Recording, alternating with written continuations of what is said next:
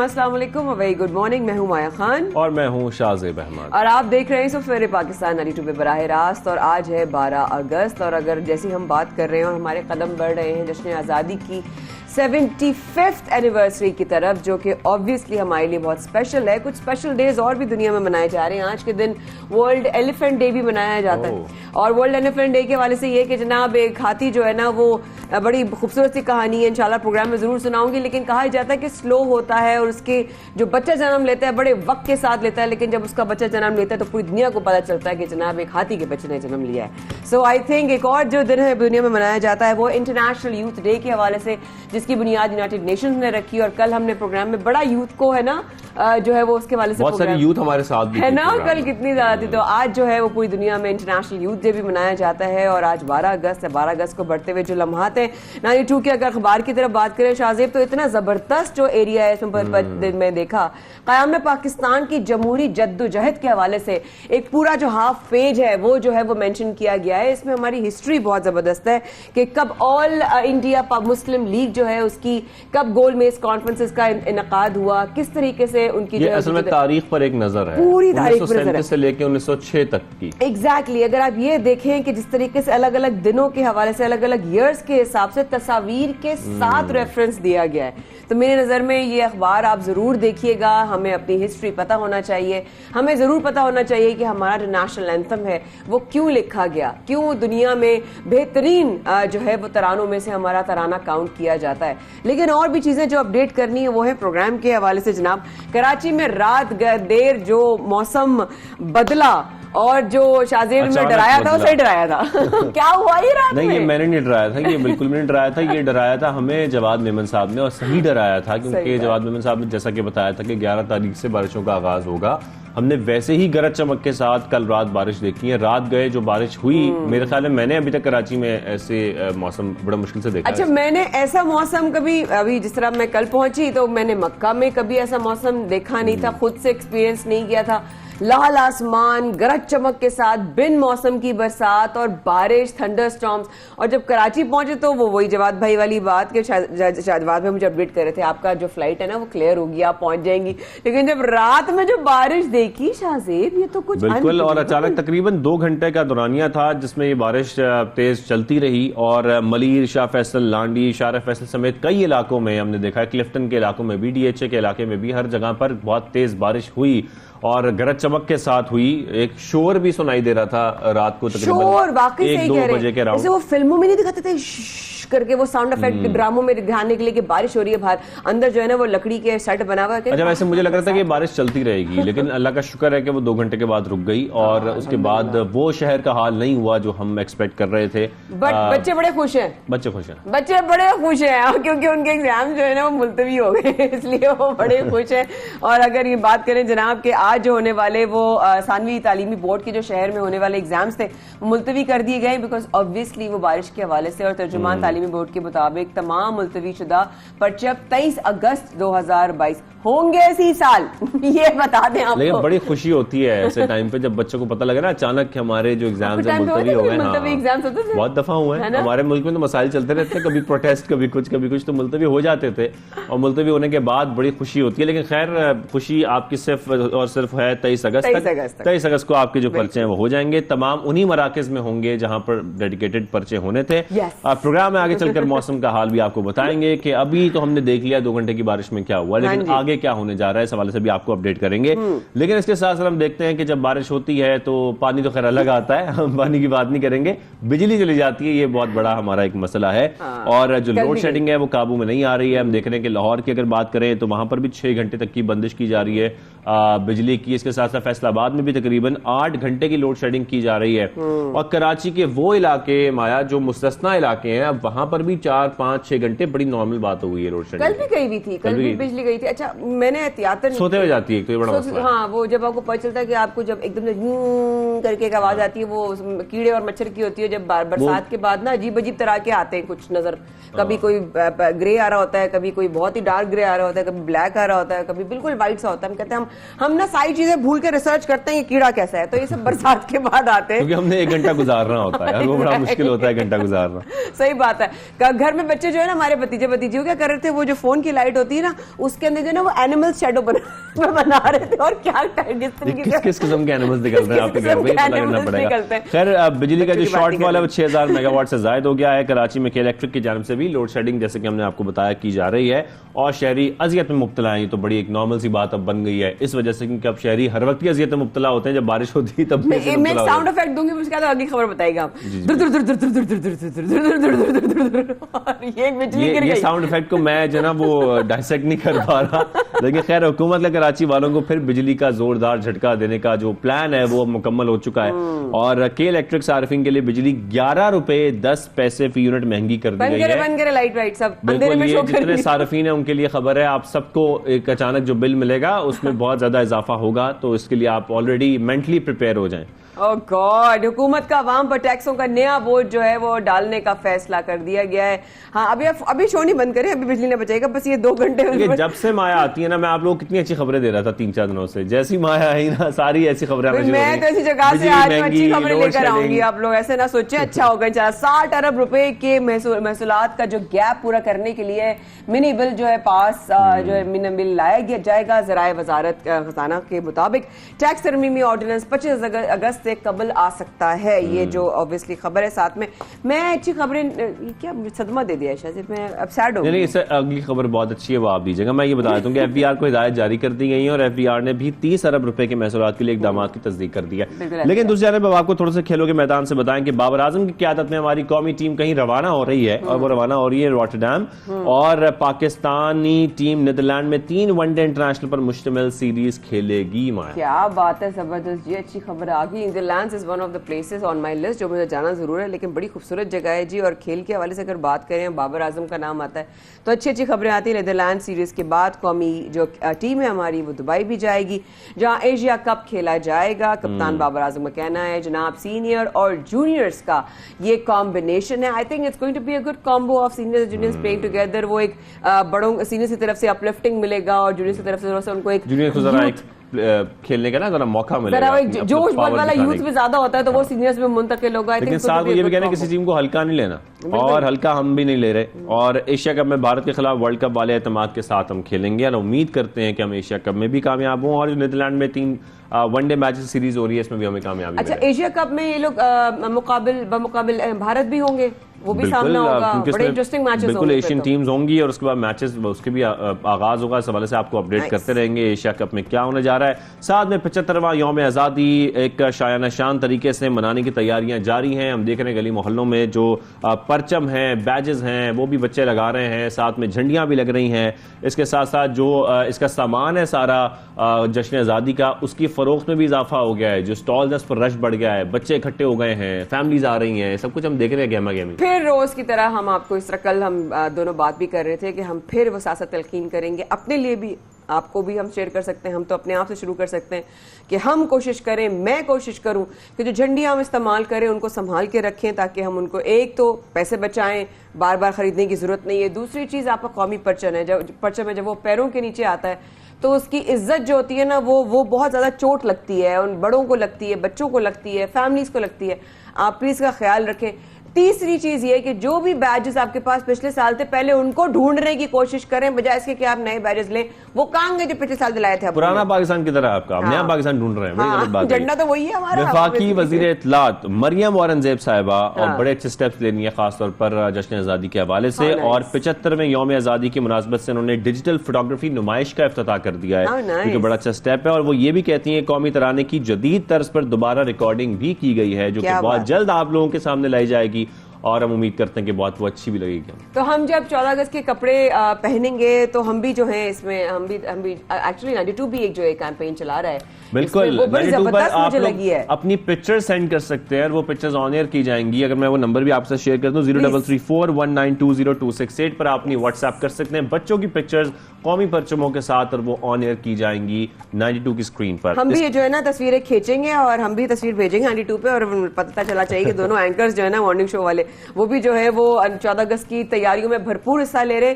जरूर हिस्सा लीजिए। ऑब्वियसली 2 दिन रह गए स्पेशल दिन में। अगस्त हमारे लिए बहुत अच्छी उम्मीदें लेकर आता है, लेकिन साथ साथ बहुत सारी खबरें भी चल रही हैं। प्रोग्राम का बाकायदा आगाज करते हैं सुबह में बस इतना ही। पॉलिटिकल अपडेट की अगर बात करें, शहबाज गिल साहब के वो 2 दिन पूरे हो चुके हैं और आज वो अदालत के सामने पेश होने वाले हैं। पेश हो चुके हैं बिल्कुल। आज सुबह शहबाज गिल साहब को पेश कर दिया गया अदालत में। शहबाज गिल के ड्राइवर की जो बीबी है अडियाला जेल उनको मुंतकिल कर दिया गया है। खातून में ये कहा जा रहा है कि खातून को शीखवार बच्ची के बगैर अडियाला जेल मुंतकिल किया गया है।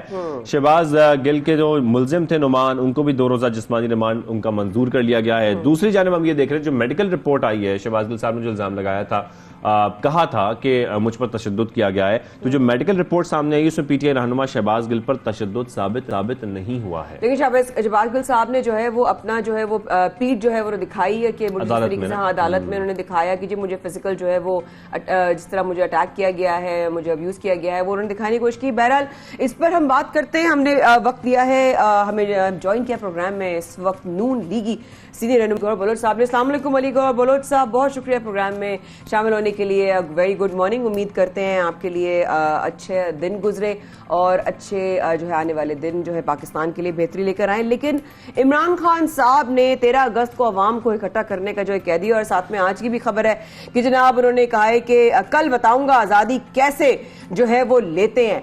तो ये सारी चीजें जिन्होंने कॉल दी है कि आप लोगों का फिर क्या मौक़िफ़ है इस हवाले से? जी बिस्मिल्लाहिर्रहमानिर्रहीम। देखिए भाई, अब सूरत-ए-हाल ये है कि इमरान अहमद न्याजी साहब जो हैं वो तो शोशे छोड़ते रहते हैं, और मतलब है कि जो हमारे वतन अजीज के लोग हैं उनको और ख़ास तौर पर नौजवान नस्ल को वर्गलाने की कोई कोशिश नहीं छोड़ते, और मुल्क में कोई ना कोई इंतशार का इवेंट वो जो है वो जारी व सारी रखते हैं। लेकिन 14 अगस्त के हवाला से यही है कि ये जाहिर है ये मुल्क पाकिस्तान मुस्लिम लीग ने बनाया, कायदे आज़म ने बनाया, और अल्लाह का शुक्र है हम फ़ख्र से कह सकते हैं कि अगर इस पाकिस्तान की तामीर में सबसे जो बड़ा हिस्सा है वो भी पाकिस्तान मुस्लिम लीग ने ही डाला। मियां नवाज शरीफ साहब की क़यादत में पाकिस्तान ने वो काम किए हैं जो कि पाकिस्तान के लिए करने बड़े नागुज़ीर भी थे और बड़े मुश्किल भी थे, जिनमें आपको पता है कि पाकिस्तान में लोड शेडिंग, अभी आप अपने प्रोग्राम में भी जिक्र कर रही थी, वो अल्हम्दुलिल्लाह हमने अपने पिछले टेन्योर में उसका खात्मा किया, जो कि 20-20 घंटे की लोड शेडिंग हुआ करती थी। तो ये भी न्याजी साहब की मेहरबानी है कि उसी लोड शेडिंग को वो किसी हद तक वापस भी लेकर आए। दूसरी बात ये है कि यहाँ पर दहशत गर्दी बहुत थी। कराची में बिलखसूस वहाँ से आप प्रोग्राम कर रहे हैं, और कराची में आपको पता है कि टारगेट किलिंग और ये वाक़यात बहुत ज़्यादा थे, दहशत गर्दी के वाक़यात बहुत ज़्यादा थे, लेकिन उसमें खातिर खा कमी आ गई थी। अब भी इंशाअल्लाह ताला बेहतर होगा। और तीसरा जो सबसे बड़ा सी पैक जैसा प्रोजेक्ट, वो मतलब है कि मुल्क की तकदीर बदलने वाला, इसका भी क्रेडिट मियां नवाज शरीफ और मुस्लिम लीग को जाता है कि ये प्रोजेक्ट्स हमने किए। अच्छा, लेकिन सर इसके साथ बताइएगा इस वक्त जो पॉलिटिकल सिनेरियो चल रहा है इसमें हम बहुत सारी गिरफ्तारियां भी देख रहे हैं, साथ में ये भी देख रहे हैं शजील मेमन साहब ने भी ये कहा है कि इमरान खान साहब का नाम जो है वो ECL में डाला जा सकता है, या डालने का उन्होंने मुतालबा किया है। हुकूमत इस वक्त किन ऑप्शंस पर गौर कर रही है, क्या सोच रही है? क्या वाकई ये सोचा जा रहा है कि इमरान खान साहब का नाम ECL में डाला जाए? देखिए, बात ये है कि पाकिस्तान जो है, हम तो यही चाहते हैं कि पाकिस्तान को कानून और आइन के दायरे में रहना चाहिए। खान साहब इस निज़ाम के लाडले हैं, उन्होंने अपने कॉल और फेल से हमेशा ये साबित किया है कि वो पाकिस्तान के किसी कानून और आइन को तस्लीम नहीं करते, और जब कभी भी उन्होंने पुरअमन प्रोटेस्ट का नाम लिया है, लेकिन उसके बदले में उन्होंने कोई ना कोई मतलब है शरारत की है, कोई ना कोई शारंगेजी की है, कोई ना कोई फसाद फैलाने की बात की। इससे पहले आपने देखा एक दफा खान साहब ने जब धरने दिए थे तो इस्लामाबाद पर चढ़ाई की थी, किस तरह से सुप्रीम कोर्ट के इर्द गिर्द कब्रें खोदी, किस तरह से PTV पर हमला किया, किस तरह से नेशनल असम्बली के जंगले तोड़े, किस तरह से मतलब है कि वहां पर फिर दंगा फसाद किया और वो केसेस भी मतलब है कि चले। फिर उसके बाद उन्होंने शेख रशीद साहब ने जो अभी आए थे, इन्होंने इस्लामाबाद पर हमलावर होने के लिए कहते थे कि 20 के 25 लाख लोग लेकर आऊंगा, लेकिन 20-25 शरंगेज लाने में कामयाब हुए और उन 20-25 शरंगेजों के जरिए आपको पता है इन्होंने इस्लामाबाद में अमली तौर पर आग लगाई, जो कि पूरे पाकिस्तान ने देखा। सुप्रीम कोर्ट ऑफ पाकिस्तान के बयान देने के बावजूद, फैसला देने के बावजूद भी उस फैसले को तोड़ा गया। लेकिन समझ ये नहीं आती कि हर हाल में खान साहब सिस्टम के लाडले क्यों रहते। शहबाज गिल से याद आया कि शहबाज गिल ने तो अच्छा, लेकिन अली साहब जी ठीक है ऑब्वियसली आप please do keep sharing your point of view, लेकिन आपका पॉइंट ऑफ व्यू इस पे भी चाहिए मुझे अली गौहर साहब, बिकॉज जो भी फैसले लिए जा रहे हैं, जो भी इकदाम हो रहे हैं, अब अग्रेशन, इंतशार पसंदी जिस तरीके से नजर आ रही है, शहबाज गिल साहब की गिरफ्तारी पर पीटीआई की भी तरफ से काफी सख्त रद्द अमल आ रहा है, इस तमाम चीजों की वजह फिर आप लोगों का इस हवाले से किस तरह डील करना, ये बड़ा देखिए एक एक्शन होता है, ठीक है, एक्शन को हम कंट्रोल नहीं कर सकते, लेकिन रिएक्शन को अलबत्ता साइकोलॉजिकली या साइंटिफिकली या लॉजिकली जरूर कंट्रोल किया जा सकता है। आप क्या कहते हैं इस हवाले से?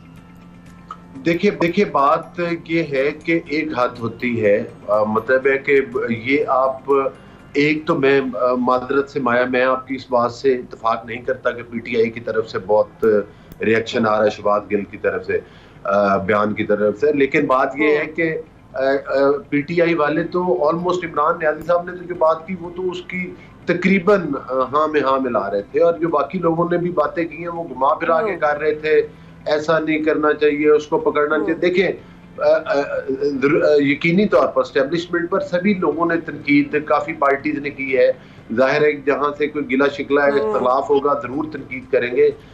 एस्टेब्लिशमेंट पर तनकीद करना और बात है, पाक फौज के बारे में इस किस्म की गलीज ज़बान इस्तेमाल करना और बात है। तनकीद तो होती है कि अगर हम कहें कि जी फलान निज़ाम जो है वो बेहतर नहीं चल रहा, उसमें इंटरफेरेंस है, उसमें ये मुदाखलत नहीं होनी चाहिए, वो आज भी हम कहते हैं कि नहीं होने, आज भी हम कहते हैं कि इमरान अहमद न्याजी इस निज़ाम का लाडला है और उसको फायदे पहुंचाए जाते हैं और उसका खमियाजा पाकिस्तान भुगता है। लेकिन जो ज़बान इस्तेमाल की शहबाज गिल ने, और उससे पहले एक कैंपेन पीटीआई ने चलवाई जिसमें शोहदा के वर्सा की दिलदारियां। अच्छा अली गौर साहब, आप बार बार जिक्र कर रहे हैं निजाम का लाडला, निजाम का लाडला। मैं आपसे जानना चाह रहा हूं कि अब तो पीटीआई के गिर्द घेरा तंग किया जा रहा है, गिरफ्तारियां की जा रही हैं, तो फिर निजाम के लाडले कैसे हुए ये लोग? देखिए बात यह है कि क्यों निजाम का लाडला नहीं है। आज भी जो पंजाब छीन के दिया गया है वो इमरान अहमद न्याजी को दिया गया। जो लोग आज़ाद इलेक्शन कॉन्टेस्ट जिन लोगों ने किया था और आज़ाद करने के बाद पीटीआई को हराया था, उन लोगों को डिस्क्वालीफाई किया गया और डिस्क्वालीफाई करके वो घरों को चले गए। तो बात करने का मकसद ये है कि वो तो किसी पार्टी के निशान के ऊपर नहीं आए थे, और जो जिस किस्म के जो है वो मतलब है कि इनके खिलाफ कितने दिन 7 साल तक वो फैसला रुका रहा, अभी तक भी वो मुकम्मल नहीं हो सका। और जो इनके करप्शन के बड़े बड़े स्कैंडल हैं, जिसमें अद्वियात का स्कैंडल है, जिसमें बाकी दीगर वो बीआरटी पेशावर में कितना अर्सा से तो वो स्टे ऑर्डर के पीछे छुपे रहे हैं। ये लाला इज़म नहीं है तो और क्या है। अभी तक तो किसी वो जो 5-5 कैरेट की अंगूठियां थी वो भी बड़े ज़बान ने ज़द-ए-आम है। लेकिन आप दूसरी बात अब यही करेंगे कि आपकी हुकूमतें करें, हमारी मरकज में हुकूमत जरूर है, लेकिन ये तमाम काम तो उन इदारों ने करने होते हैं जिन्होंने हमारे ऊपर झूठे मुकदमात बनाए थे। JITs व्हाट्सएप पर बन गई थी, किस तरह से मॉनिटरिंग जज सुप्रीम कोर्ट की तरफ से लगाए गए थे, किस तरह से जस्टिस। आपकी सबसे अच्छी बात ये लगती है कि आप बड़े तरीके से ऐसे तरीके से समझाने की भी, बात करने की भी, अपना मौक़िफ़ देने की भी कोशिश करते हैं। And I personally appreciate politicians and leaders who come on the show and have a very liberal and an educated way to share their point of views. Thank you so much Ali Gauhar Baloch sahab, आप programme में आए, आपने वक्त निकाला। देखते हैं इमरान खान साहब जिस तरह कह रहे हैं कि असली हकीकी आज़ादी कैसे लेते हैं, यानी कि 14 अगस्त से पहले उन्होंने जो ये कॉल दी है, लेट्स सी। लेकिन एक आज़ादी वो ये मिली है कि लोगों को जो है थोड़ा सा एक तसल्ली हुई है, और वो ये वाली बात है प्रोग्राम से पहले मैं शाहिद से कही थी, शाहिद कितनी अच्छी खबर है, क्या वाकई ऐसा हो रहा है, और शाहिद ने कहा यस ऐसा हो रहा है। लेकिन उम्मीद है कि और इस तरह की जो जिस हवाले से हम अभी बात करने जा रहे हैं उसमें और अच्छी खबरें आती जाएं। बड़ा सस्पेंस बना रही है ना। बताता हूँ, अमरीकी डॉलर सस्ता हो रहा है और सस्ता ऐसे हो रहा है कि बताया जा रहा है कि रुपए की कदर में बेहतरी हो रही है। गुज़िश्ता रोज इंटरबैंक में डॉलर 4 रुपए 66 पैसे सस्ता होकर 217 रुपए 25 पैसे का हो गया। भाई लिखा होता ड्रामाई तौर पर, ड्रामाई तौर पर तो मैंने पूरा ड्रामेटिक 28 जुलाई से अब तक डॉलर 22 रुपए से जायद सस्ता हो चुका है ऑलरेडी। और जाहिर बात है इससे हमारे जो मुल्की कर्जे हैं उस पर भी फर्क पड़ेगा, ओवरऑल मईशत पर भी फर्क पड़ेगा और हमारे रुपए की कदर भी इसका मतलब है कि बेहतर हो रही है। इसका मतलब है कि इन्वेस्टमेंट जो पाकिस्तान में आ सकती है और आ रही है, क्योंकि स्टॉक मार्केट में भी बेहतरी देखी जा रही है। पता है इन सारी बातों में मुझे कौन याद आता है? अहमद भाई। अहमद भाई आता है, हमेशा आते हैं, पॉजिटिव बात करते हैं। आपने याद किया और हमारी टीम ने कनेक्ट करवा दिया, तो हम अहमद साहब से बात करते हैं। भाई मैं दुआ करती मेरे अकाउंट में $1 मिलियन जाए, वो भी टीम डाल देती। डायरेक्टर स्टॉक एक्सचेंज अहमद चुनाई साहब हमारे साथ मौजूद हैं, करेंगे। अहमद साहब को खुशामदीद कहेंगे सबसे पहले पाकिस्तान में। गुड मॉर्निंग साहब। अहमद साहब, जिस तरीके से हम देख रहे हैं कि डॉलर में मुसलसल कमी आ रही है और रुपए की कदर बेहतर भी हो रही है, तो ये क्या कहा जा सकता है कि ओवरऑल मार्केट में भी मुस्बत रुझान देखा जा रहा है स्टॉक मार्केट में? बिस्मिल्लाहिर्रहमानिर्रहीम। वालेकुम अस्सलाम। आप लोगों का बहुत बहुत शुक्रिया, आप हमेशा याद करती। देखिए, जहाँ तक मस्बत की बात है, मैंने पिछले प्रोग्राम में आपको कहा था और उसके अगले दिन के से जो है वो मार्केट ने रिएक्ट करना शुरू किया, न सिर्फ स्टॉक मार्केट ने बल्कि एक्सचेंज मार्केट ने भी। और आज एक्सचेंज मार्केट जो है वो आप खुद बता रहे हैं कि 22 रुपए से ज़ायद गिर चुकी है ऑफिशियली, लेकिन अनऑफिशियली जो डॉलर 250 रुपए में भी नहीं मिल रहा था, आज 214-15 रुपए में भी ओपन मार्केट में इजीली अवेलेबल है। तो ये सारी एक मस्बत तब्दीली है और इस मस्बत तब्दीली के पीछे बहुत सारे अवामिल हैं जिसका जिक्र मैंने पिछले प्रोग्राम में किया था। और इसी तरह स्टॉक मार्केट जो है उसमें भी जो है वो अब तब्दीली इसलिए देख रहे हैं कि एक्सचेंज रेट की स्टेबिलिटी जो है वो अब आती जा रही है और साथ साथ जो बेसिक इंटरेस्ट रेट है उसकी भी बहुत बड़ी स्टेबिलिटी आ रही है। आपने देखा कि पिछले दिनों कल या परसों जो है वो ट्रेजरी बिल जो है स्टेट बैंक ने बेचे हैं, उसमें कोई मजीद इंटरेस्ट रेट का इजाफा नहीं हुआ, बल्कि निस्बतन थोड़ा सा जो है वो उसमें कमी हुई है।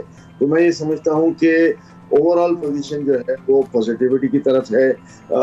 डाउन द लाइन 2 महीने के बाद मैं ये समझता हूँ कि पाकिस्तान की ना सिर्फ माशी पोजीशन बल्कि मैं समझता हूँ ओवरऑल स्टेबिलिटी जो है वो बहुत बेहतर हो जाएगी।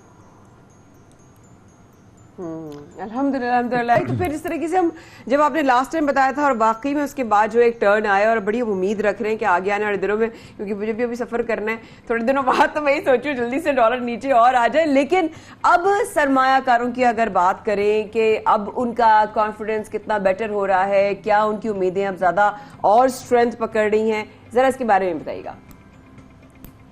देखिए, जहाँ तक सरमायाकारी की बात है, जहाँ स्टेबिलिटी लोगों को नज़र में आती है वहाँ ज़रूर सरमाया करते हैं और सरमायाकार जो हैं वो आगे आते हैं।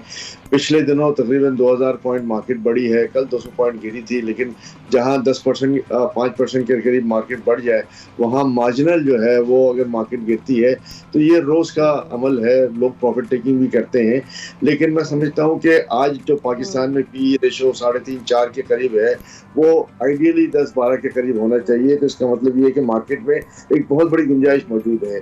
इसमें जब गुंजाइश मौजूद होती है तो आज वो है कि न सिर्फ छोटे सरमायाकार बल्कि बड़े सरमायाकार भी जो है वो मार्केट में आगे आए, मार्केट में इन्वेस्ट करें और मार्केट की पॉजिटिविटी है।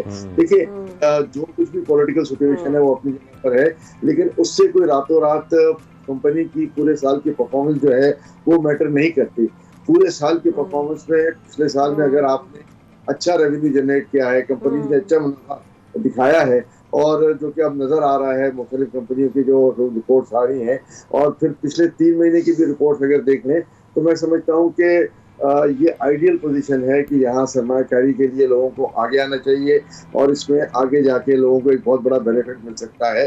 गो कि जो बेसिक इंटरेस्ट रेट है वो आज भी मैं कहता हूँ कि ये 16% जो है वो बहुत ज़्यादा रेट है, उसको नीचे आना चाहिए। डबल डिजिट से नीचे आएगा तो स्टॉक मार्केट जो है वो मैं समझता हूँ कि ज्यादा बेहतर तरीके से परफॉर्म करेगी। अहमद चुनाई साहब, अभी आपको बहुत सारे लोग सुन रहे हैं और आपसे जाहिर बात है रहनुमाई हासिल करते हैं। मैं चाह रहा था कि आप थोड़े से वो अवामिल का भी जिक्र कर दें कि बुनियादी वजह क्या है डॉलर की अचानक 22 रुपए नीचे आ जाना, कि अचानक कहां से कहां पर डॉलर आ गया और क्या अभी भी चांस है कि डॉलर मजीद नीचे गिर सकता है? देखिए, इसका सीधा ताल्लुक जो है वो 2-3 चीज़ों से है, जिसमें हमारा बैलेंस ऑफ ट्रेड और बैलेंस ऑफ पेमेंट है। जहां आपकी जो रिक्वायरमेंट है इंपोर्ट्स की वो 7.5 से 5.5 पर आ जाए और $5.5 बिलियन पे आ जाए, और इसके बाद आपकी एक्सपोर्ट्स और आपकी रेमिटेंसेज जो हैं वो इस $5.5 बिलियन को मैच कर जाए, तो फिर आपकी डॉलर की जो शॉर्टेज है रीपेमेंट्स में उसकी में कमी हो जाती है। तो मैं समझता हूँ कि ये सबसे बेसिक पॉइंट। और दूसरा बेसिक पॉइंट ये है कि लोग ये देखते हैं कि फ्यूचर क्या रिक्वायरमेंट है, क्या पाकिस्तान खुदा न खासा डिफॉल्ट होने तो नहीं जा रहा। मैंने पहले भी आपको ये बताया था कि पाकिस्तान में श्रीलंका जैसे हालात पैदा हो जाए, इसलिए कि इसके मुख्तलिफ पहलू होते हैं। पाकिस्तान एक बहुत सारी कमोडिटीज प्रोड्यूसिंग नेशन है और पाकिस्तान एक सेल्फ सफिशिएंट है, रिलायंस है बहुत सारी चीज़ों में। तो इसके बाद जो है वो उसकी गुंजाइश नहीं रहती कि खुदा न खास्ता हम डिफॉल्ट कर जाए। हम डिले ज़रूर कर सकते थे, लेकिन मैं समझता हूँ कि इन सारी सूरत हाल पे जो है वो लिया गया है। आपका बैलेंस ऑफ ट्रेड और बैलेंस ऑफ पेमेंट जो है वो बेहतर होता जा रहा है, और आगे आने वाले दिनों में जो है वो पाकिस्तान को जो है वो अच्छी खबर मिलेगी। साथ साथ IMF के लोन की अप्रूवल है, साथ साथ दूसरे जो दोस्त ब्रदर मुल्क हैं जिनसे हमें लोन की एक्सपेक्टेशंस थी, डॉलर की एक्सपेक्टेशंस थी, वो इंशाल्लाह मैं ये समझता हूँ कि जैसे ही IMF का प्रोग्राम शुरू होता है बाकी सारे प्रोग्राम भी शुरू हो जाएंगे और पाकिस्तान एक विन विन पोजीशन में आ जाएगा। तो ये कहते थे कि हमारा जो है वो जो अपना डॉलर का वो खतरनाक हद तक नीचे चला गया है, तो मैं समझता हूँ कि उस वक्त तक तो बात ठीक थी, लेकिन अब जो है वो सूरत हाल बेहतर हो रही है और पाकिस्तान उस मामले में भी जो है वो बेहतर तरफ जा रहा है। अहमद भाई, एक बड़ा अहम सवाल, अगस्त के आखिर तक आपको क्या लगता है कि डॉलर कितना और नीचे आ सकता है? मैं आपसे ये अपने पर्सनल इंटरेस्ट के साथ भी सवाल कर रही हूँ। देखिए, हम तो हमेशा इस बारे में बड़े वोकल थे कि डॉलर की एक्चुअल वैल्यू जो है वो 190 के लगभग है, उससे ज्यादा नहीं है। और जाहिर है मार्केट डॉलर की किल्लत पैदा, पान वाला भी डॉलर जो है वो बचाने लग जाए तो इसके बाद जो है वो जाहिर है ब्लैक में एक बड़ी डिमांड आ जाए। एक्सपोर्टर्स जो हैं उनकी रेमिटेंसेज जो है वो रुक जाए, वो रोक लें कि आज नहीं कल मंगवाएंगे, इस एंटिसिपेशन में कि डॉलर बढ़ जाएगा। और उनको बड़ा फायदा भी हुआ कि जहाँ ₹2 का माल बेचा हुआ था वहाँ ₹250 की डॉलर की यील्ड इन्हें मिली। तो उस वक्त जो है वो ये पोजीशन थी कि लोगों ने डॉलर एडवांस सेल करना शुरू कर दिए, बैंकों ने एडवांस सेल करना शुरू कर दिए और डॉलर मिल नहीं रहा था। जहाँ इंपोर्ट पे डॉलर 255 तक चला जाए, वो गिर कर अगर 220 के लगभग आ जाए, तो मैं समझता हूँ कि ये एक बड़ी हेल्दी पोजीशन है और इस हेल्दी पोजीशन को जो है वो बरकरार रखा जाएगा। और मैं समझता हूँ कि हम 2 महीने के पीरियड के अंदर डॉलर को जो है वो 200 की ऊंची उड़ान से नीचे देखेंगे इंशाल्लाह। ओ जबरदस्त खबर भाई, वाह वाह। 2 महीने का आपने जो बात, भाई अल्लाह ताला आपको खुश रखे। गॉड ब्लेस यू भाई, thank you so much for coming on the show. और आप हमेशा जब भी आते हैं पाकिस्तान की माशरत के हवाले से, पाकिस्तान की बिजनेस, पाकिस्तान के ग्रोथ के हवाले से हमेशा अच्छी बात करते हैं। और बात सिर्फ इतनी है कि आप कुछ करें ना करें, हम कुछ होते हुए कुछ अपना कोई हम अपना किरदार अदा कर सके ना कर सके, लेकिन बात अच्छी करनी चाहिए, दुआ अच्छी रखनी चाहिए, उम्मीद अच्छी रखनी चाहिए और पाकिस्तान के लिए हमेशा सोचना चाहिए। Thank you so much Ahmed भाई for coming on the show. यहाँ पे प्रोग्राम में छोटा सा वक्फा लेते हैं, शाजी फरमाया कर रहे हैं आपका बहुत बेताबी से इंतजार। बहुत खुशी है हमके डॉलर जो है वो नीचे आ गया है और हमारे रुपये की कीमत आगे बढ़ रही है। तो इस वक्फे के बाद हम आगे बढ़ेंगे प्रोग्राम की मजीद सेगमेंट्स को लेकर। Please stay with us.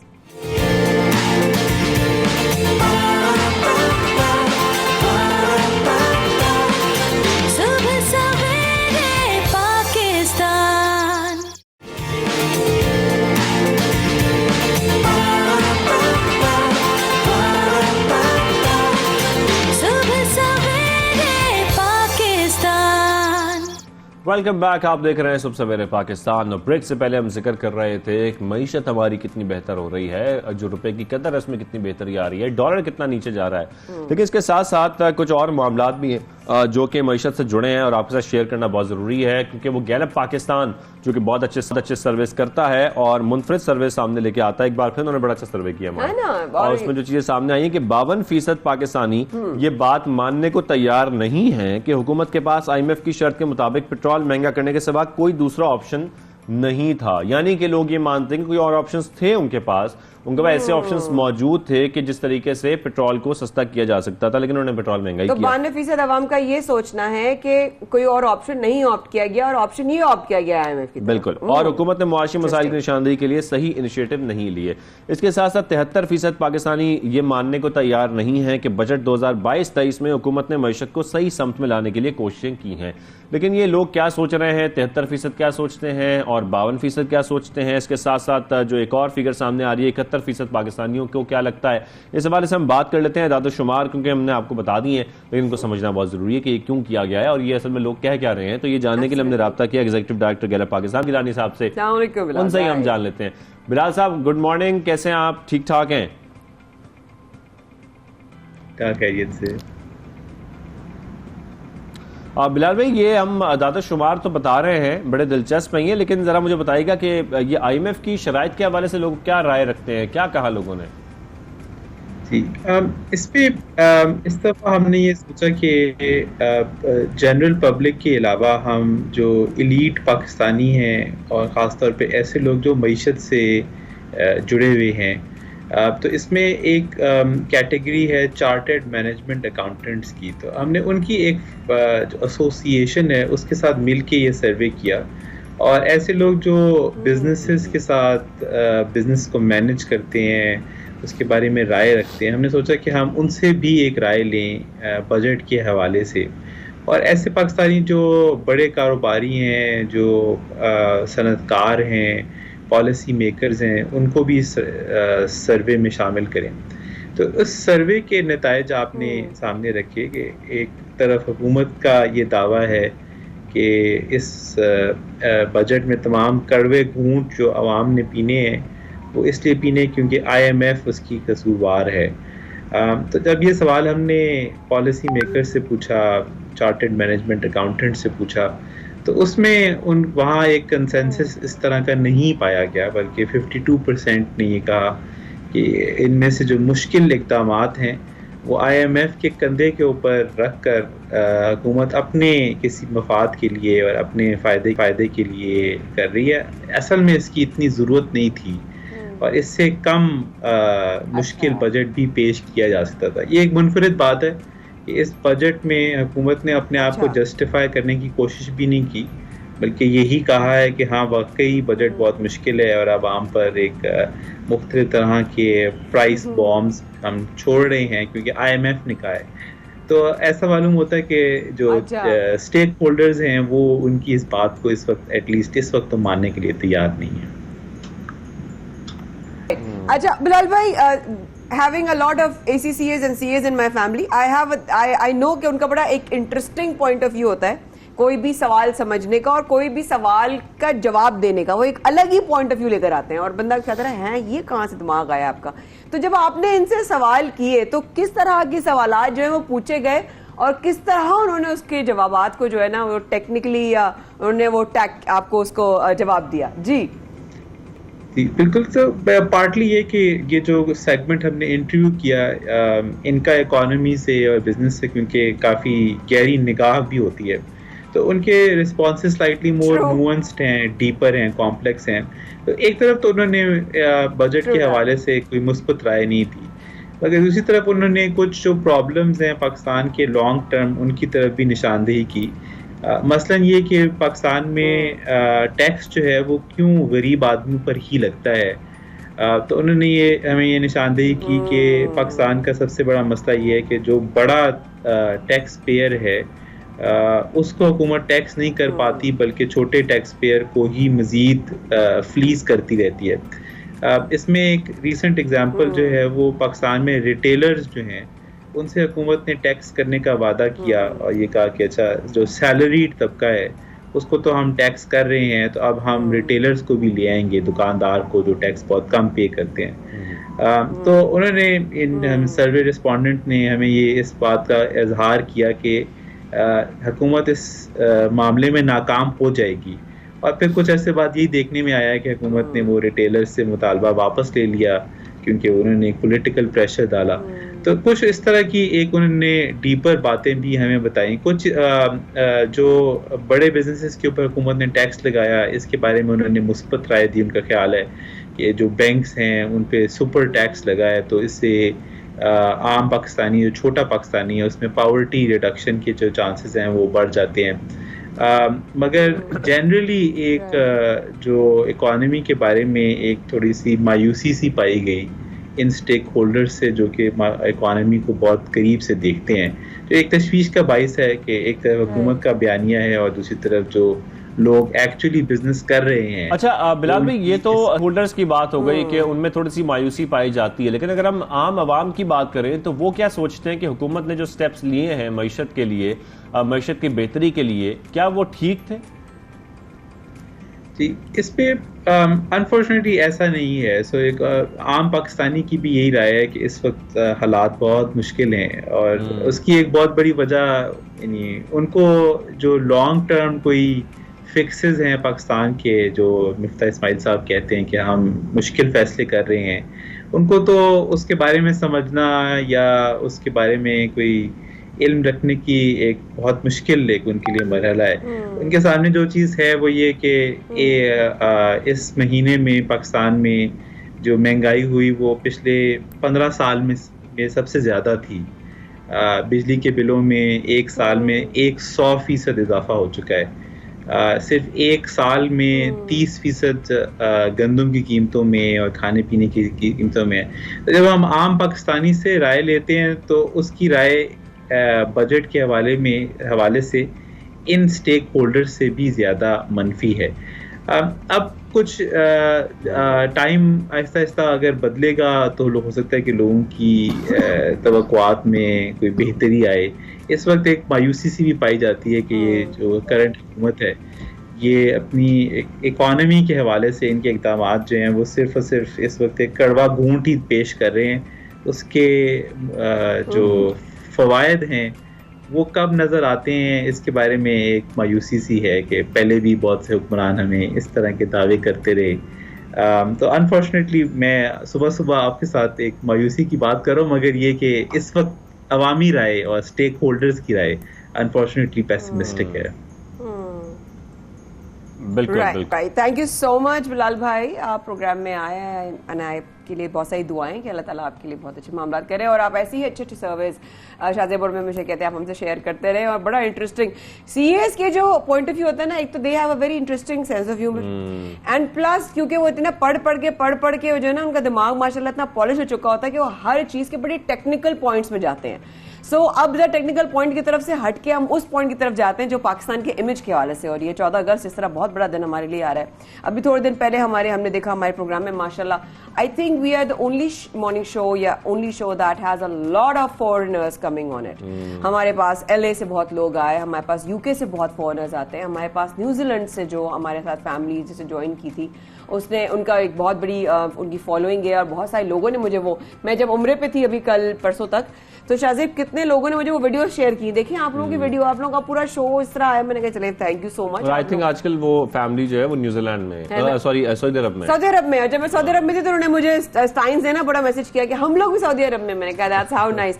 But I think आपने मेरी गैर हाजिरी में किसी इटालियन से भी मुलाकात की। इटालियन बाइकर गर्ल है, और ये भी पाकिस्तान की हॉस्पिटैलिटी से बहुत खुश हुई है, यहाँ की मेहमान नवाजी से बहुत खुश हुई है। आपको दिखाते हैं उन्होंने क्या कहा।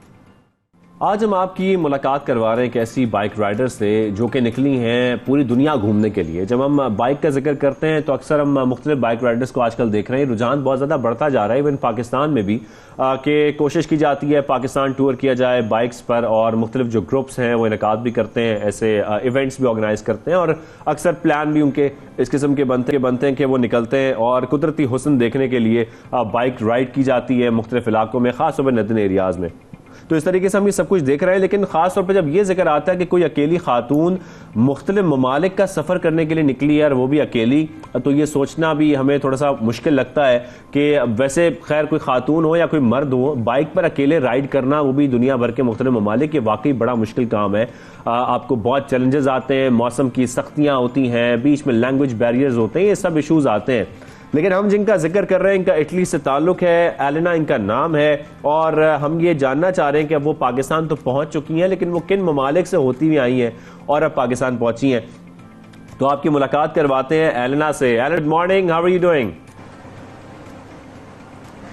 Hello, good morning. Everything is good. Hello from Pakistan, from Lahore.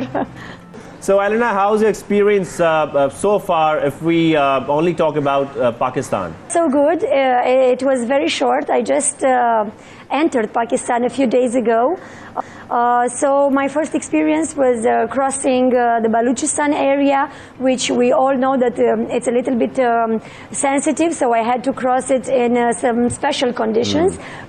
Foreigners are not allowed to cross the Balochistan area freely, so I was escorted for safety reasons. And then once I finished with the Balochistan area, I had the chance to reach Lahore freely, and I just started to experience Pakistan. I'm fresh here, and I can't wait to start properly to explore your country. So far, so good. I had and hope you're enjoying your time in Lahore. Elena, when and from where did you started this journey? So I'm a Romanian citizen, and I live in Italy. I started my journey 3 years ago from Italy. I crossed all the Balkans, East Europe, and then I entered Middle East from Turkey to Lebanon.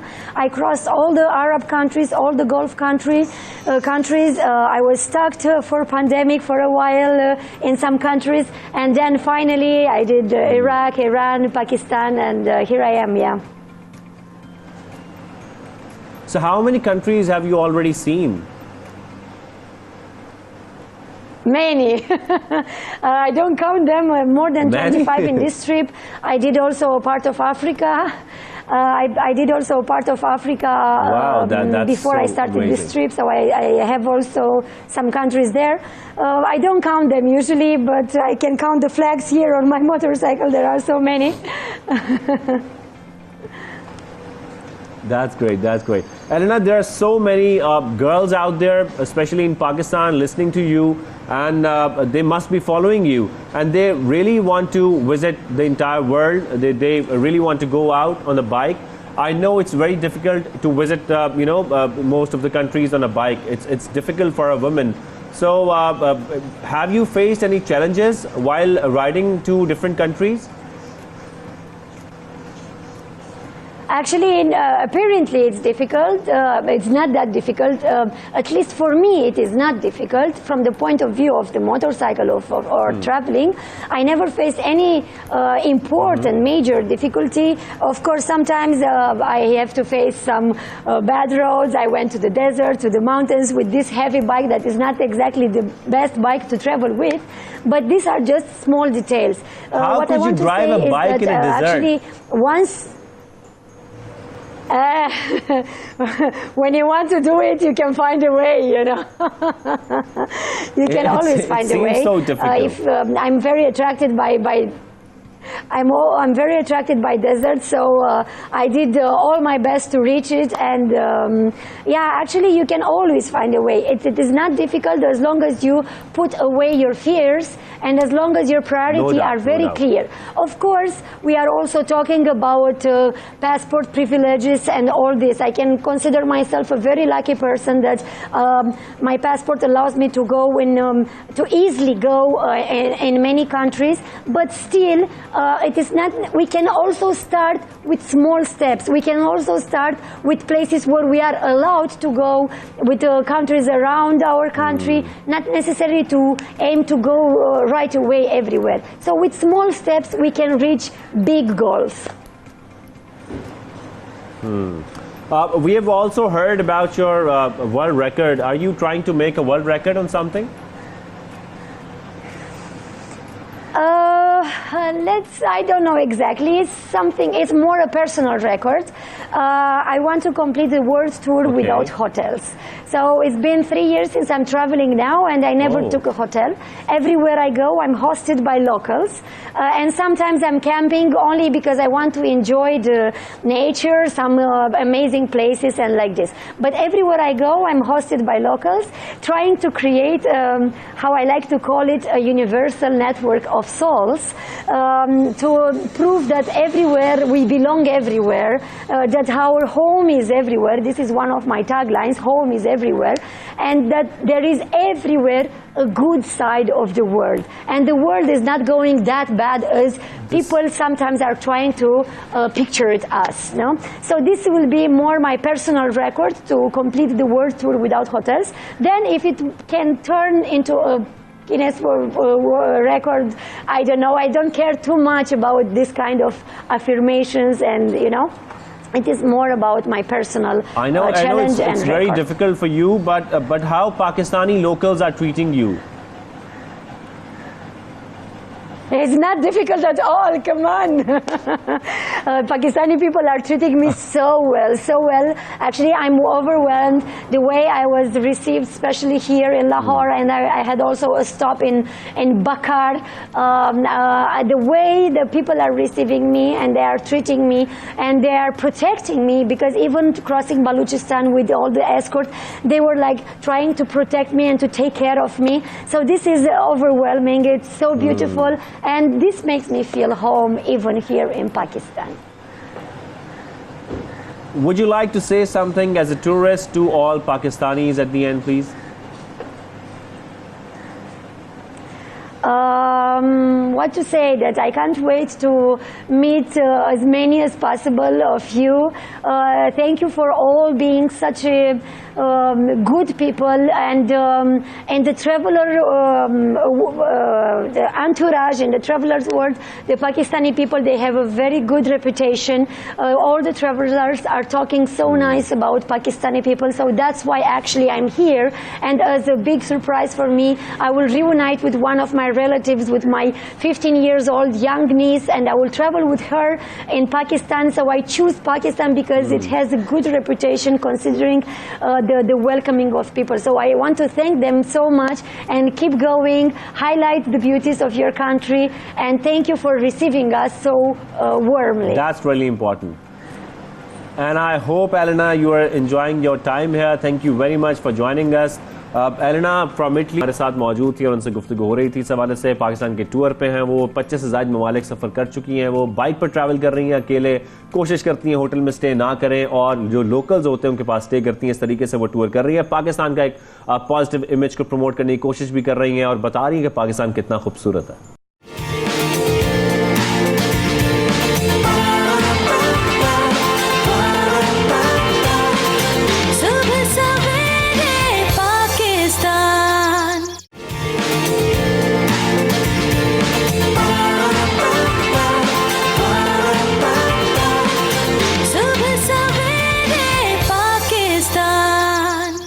Welcome back, आप देख रहे हैं सबसे पहले पाकिस्तान, माया खान और शाहज़ेब अहमद के साथ। Break के बाद कुछ बात करेंगे मौसम की। जैसा कि हमने प्रोग्राम के आगाज़ में आपको बताया था, बारिशों के बारे से हम जिक्र कर रहे थे, तो अब ज़रा बारिश के बारे में ये जान लें कि ये जो सिलसिला चल रहा है मुल्क के मुख्तलिफ हिस्सों में, ये कब तक चलेगा। ख़ासतौर पर जो कराची में गुज़िश्ता रोज़ बारिश हुई है माया, जो 2 घंटे की तेज़ बारिश हमने देखी, क्या आगे भी ऐसा कोई स्पेल आने वाला है? सुनने में तो यही आया है कि ऑगस्ट 14 अगस्त तक जो है ये स्पेल्स रहेंगे। किसकी इनकी क्या इंटेंसिटी है, कितने जो है ये कितने अर्से तक और रहेगा स्पेल, ये वाला कितने अर्से तक रहेगा, या आगे आने वाले स्पेल्स ये कहते हैं। तो हमारे साथ इसी मामले पे हमारे प्रोग्राम में आज हमें ज्वाइन कर चीफ मेट्रोलॉजिस्ट सरफराज साहब। अस्सलाम वालेकुम, कैसे हैं आप? ठीक है सरफराज साहब, खैरियत से हैं? और मौसम कैसा जा रहा है, आप बताइए, कैसे कितना एंजॉय कर रहे हैं कल रात की बारिश और इस वक्त का मौसम के बारे में? जी बहुत शुक्रिया जी। मौसम माशाल्लाह ज़बरदस्त है। कराची का मौसम कल तक तो हब्स और गर्मी थी, लेकिन रात की बारिश के बाद बेहतर हो गया है। अभी भी तेज़ हवाएं चल रही हैं, और आज भी इम्कान है आफ्टरनून के बाद थंडरस्टॉर्म, रेन तेज़ हवाओं के साथ, जैसे कि गुज़श्ता रात हुआ। ये एक्चुअली अभी तक उसके लो प्रेशर एरिया मौजूद है कराची के जनूब में, जनूब मशरक़ में, तो बदीन और हमारा जो सदरन सिंध है उस एरिया को तक उसका फैलाव है। तो उसमें अगले 2 दिन तक है ऑन एंड ऑफ सिलसिला, इसी तरह से कभी वक्फा हो जाए, कभी मॉडरेट और कभी तेज़। मौसम तो बहुत सुहाना है और हम भी चाहते हैं कि हम मौसम को एंजॉय करें, लेकिन परेशानियां बढ़ जाती हैं। इसलिए मैं ज़रा आपसे जानना चाह रहा हूं कि ये जो अभी हमने देखा है गुज़िश्ता रोज़, क्या ये इसी किस्म का ही स्पेल हम देखेंगे आने वाले चंद दिनों में भी? जी बिल्कुल, इस तरह का स्पेल मुतवक्के है, इसलिए कि जैसे मैंने आपको बताया कि वो अभी तक वो जो इंग्रेडिएंट्स हैं मौजूद हैं, लो प्रेशर एरिया मौजूद है, मॉइस्ट हवाएं जो समंदर से ऊपर मॉइस्चर लेके आ रही हैं वो मुसलसल मौजूद है और अगले 2 दिन तक रहेगी सर्कुलेशन इधर ही कराची के जनूब में, जनूब मशरक़ में इस वक्त, फिर पास करते हुए जनूब में, जनूब मगरब की तरफ जब तक जाएगी तो 2 दिन इसको लग जाएंगे। एटलीस्ट 14 की दोपहर या शाम में जाके ये सिलसिला फिर थम जाएगा, फिर हल्की बारिश आगे मुतवक्की है 1-2 दिन जी, लेकिन 16 से आनवर फिर सिलसिला जी 16 के बाद यानी कि ये जो हल्की हल्की जो शरारत रहेगी बारिश की ये 14 के बाद रहेगी और 16 से फिर हम एक नए स्पेल में दाखिल हो रहे हैं सरदार साहब। जी बिल्कुल ऐसे ही है। 16 की आप कह लें दोपहर या शाम से फिर एक और स्पेल है और वो भी इसी तरह का तेज़ स्पेल दिखाई देता है और वो 18 तक चलेगा, 18 की रात तक, और उसमें भी इसी तरह तेज़ मूसलाधार बारिश किसी वक्त मुतवक्की है। तकरीबन पूरे सिंध में ही है, यानी बैक टू बैक सिस्टम्स हैं ये, और साथ में बलूचिस्तान के जो जनूब मशरकी अजला हैं, मशरकी और जनूबी अजला, उन तमाम एरियाज़ में दोबारा से तेज़ बारिश। सरफराज साहब, एक तो थोड़ा सा मैं कंपैरिजन करना चाह रहा था कि अब माजी में भी हमने ऐसे स्पेल्स देखे कराची में जो मुसलसल चलें और ये सिस्टम जैसे दाखिल होते रहे, कि अभी हम देख रहे हैं कि वक्फे से बारिश होती चली जा रही है। कितने 3 हफ्ते तो हो चुके हैं कि बारिश का सिलसिला चल रहा है। देखा था इस तरह वाले स्पेल्स देखे बिल्कुल, और अभी भी आप बता रहे हैं कि ये 16 तक चलेंगे, फिर 16 से 18 तक चलेंगे। तो सर इस दफा क्या लग रहा है कि क्या सर्दियां कुछ जल्द आने वाली हैं कराची में?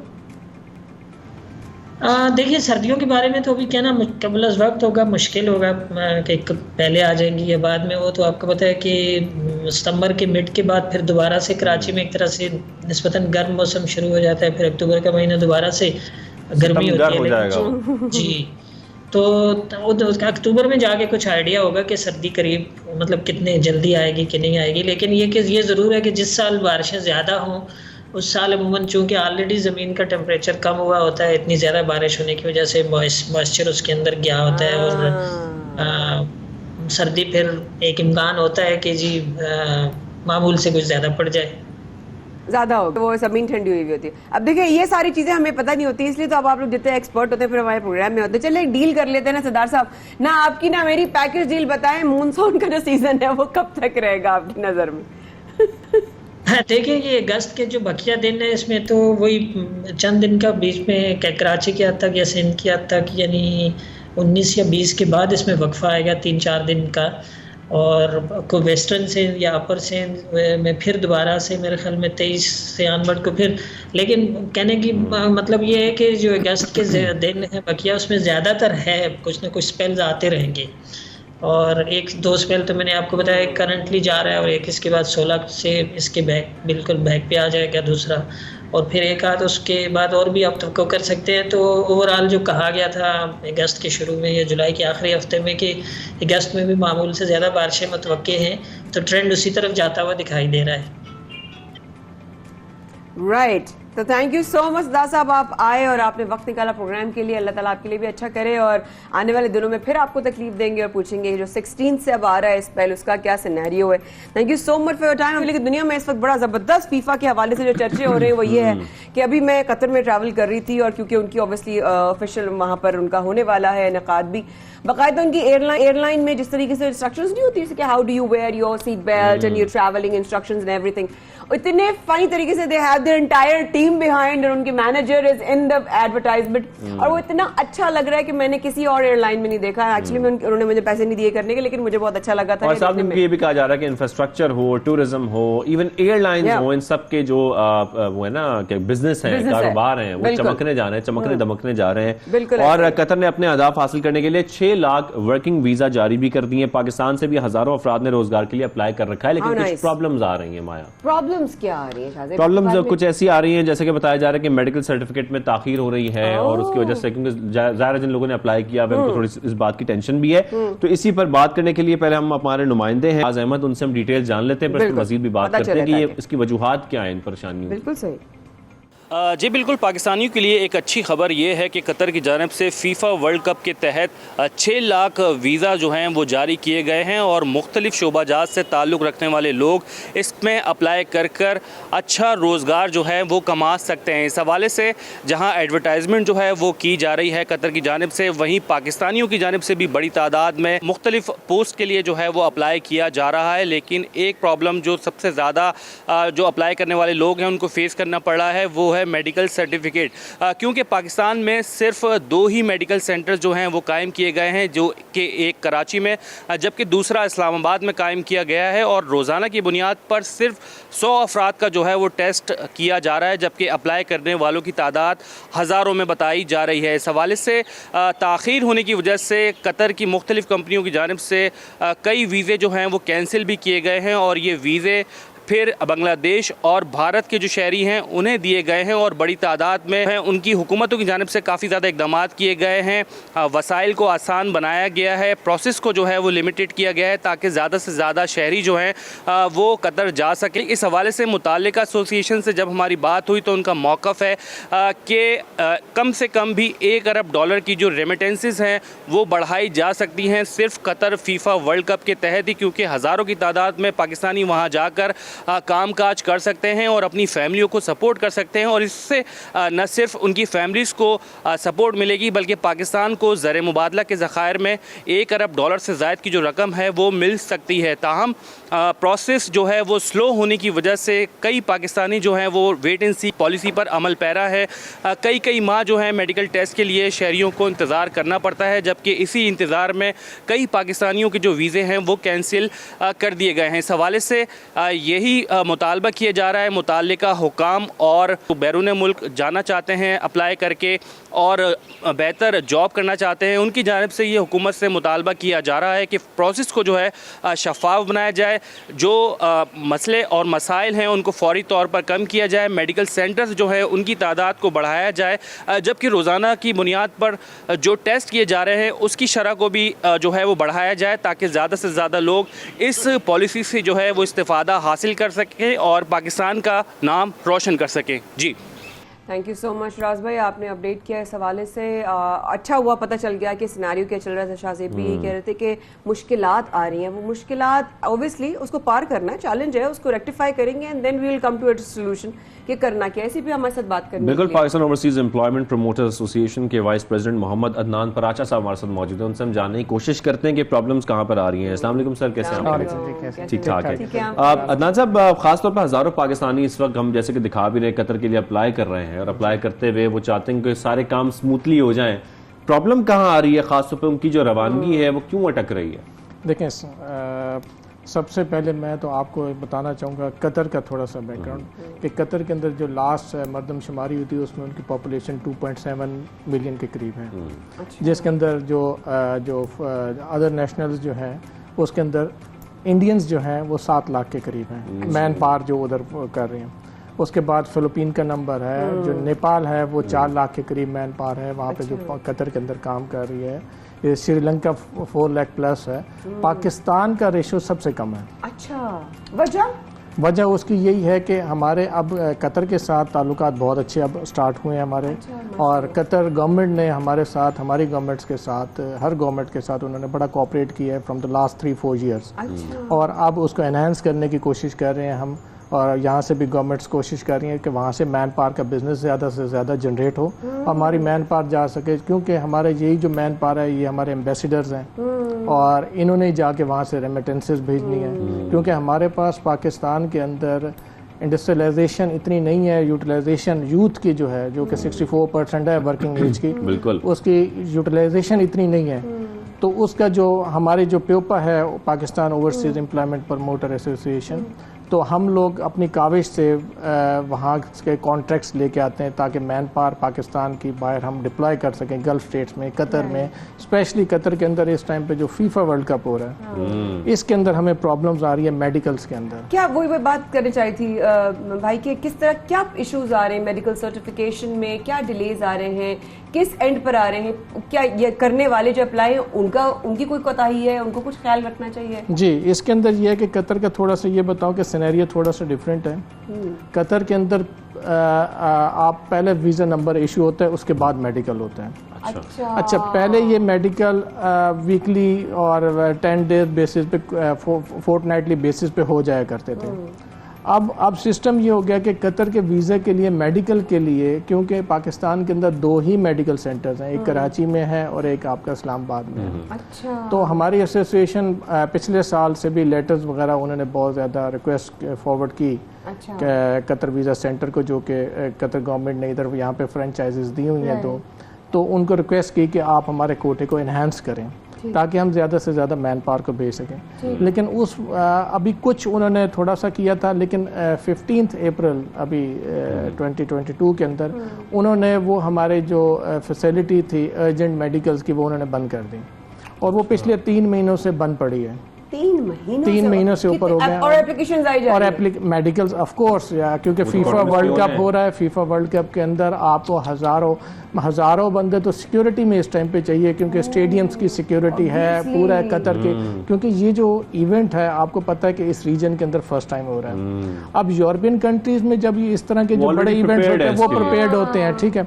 यहाँ पे उनको मैन पावर चाहिए और मैन पावर जितनी भी है वो हमारी इसी रीजन से आएगी, ज्यादा आएगी, इसी हमारे हमसाय ममालिक से और हमारे मुल्क से।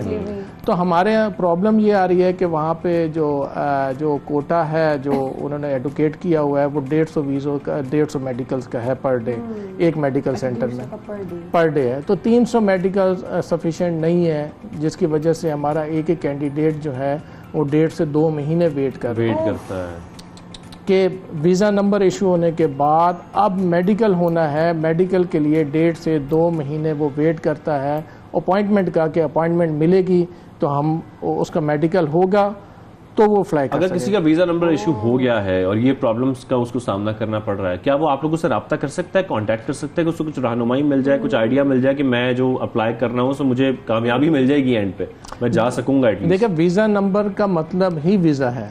वीजा लग गया है, वीजा मिल गया, बस जाने की जो उनकी एंट्री है वो मेडिकल है। हम अभी भी हमने पिछले लास्ट वीक भी रिक्वेस्ट की थी, पिछले लास्ट मंथ भी रिक्वेस्ट की थी, फेडरल गवर्नमेंट से भी रिक्वेस्ट की थी कि इस मेडिकल के प्रोसेस को अर्जेंट बेसिस पे स्पीड अप किया जाए। देखें, हमारे ये जो एम्बेसडर्स हैं ये जाएंगे तो हमारे पाकिस्तान की स्टेबिलिटी आएगी, लेकिन ऑफ कोर्स क्योंकि इस टाइम पे $30 बिलियन पर ईयर हमारी रेमिटेंसेज आ रही है ओवरसीज पाकिस्तानी से, और मैं डिफरेंट प्लेटफॉर्म पे ये कह चुका हूँ कि हम इसको we can increase it to 40 billion and then in the next year we can make it in the 50 billion. तो अगर आपका एक सवाल था कि उसके अंदर के अगर वीज़ा लगने के बाद कोई प्रॉब्लम आ जाए, तो देखें हमारी जो एसोसिएशन है, ठीक है, हमारे जितने भी कैंडिडेट्स हमारे गल्फ स्टेट्स में या यूरोपियन कंट्रीज़ में जाते हैं, तो अगर वीज़ा लग गया, पहली तो बात है कि ये बहुत कम होता है कि वीज़ा लगने के बाद कोई कैंडिडेट ना जाए।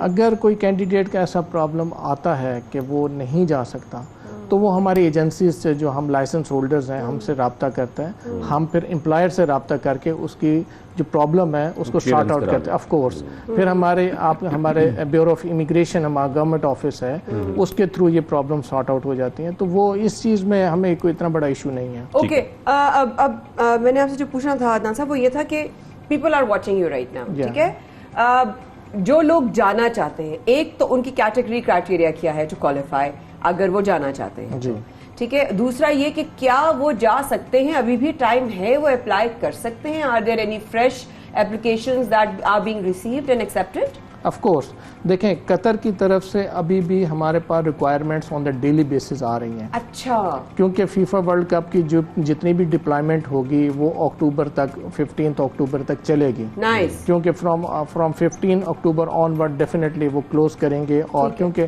कतर गवर्नमेंट ने पाकिस्तान गवर्नमेंट को ऑन अराइवल वीज़ा भी दिया हुआ है। बिल्कुल दिया हुआ है। अब ऑन अराइवल वीज़ा हमारे बिजनेस पर्सनल या फैमिलीज के लिए, बिल्कुल एम्प्लॉयमेंट के लिए एम्प्लॉयमेंट वीज़ा ही है। तो एम्प्लॉयमेंट वीज़ा हमें डेली बेसिस पे हमारी एसोसिएशन को, हमारे प्रमोटर्स को आ रहे हैं कतर से। लेकिन मेडिकल्स की प्रॉब्लम्स की वजह से जब आप उसको वीज़ा नंबर इशू होने के बाद और जब 1.5 से 2 महीने वेट करना पड़ेगा तो हमारे जो एम्प्लॉयर है वो हमारा कोटा, हमारी रिक्वायरमेंट को दूसरे हमारे हमसाया मुल्क में शिफ्ट कर देते हैं, क्योंकि उनको अपना काम तो उनको अपना, ऑफ कोर्स, क्योंकि ये इवेंट बहुत करीब आया हुआ है और इसके लिए हमारे पास प्रिपरेशन ही नहीं है, मेडिकल सेंटर्स के इश्यूज हैं।